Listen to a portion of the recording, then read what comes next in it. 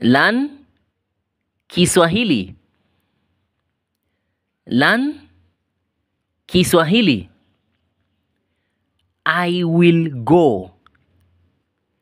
Nitaenda. I will see. Nitaona. I will teach you. Nitakufundisha. Some people will say nitakufunza. I will buy. Nitanunua.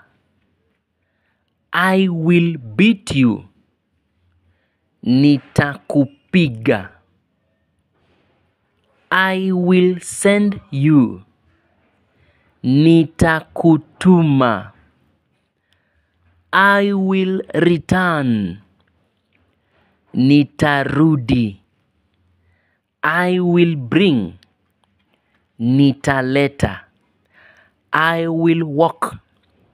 Nitatembea. I will run.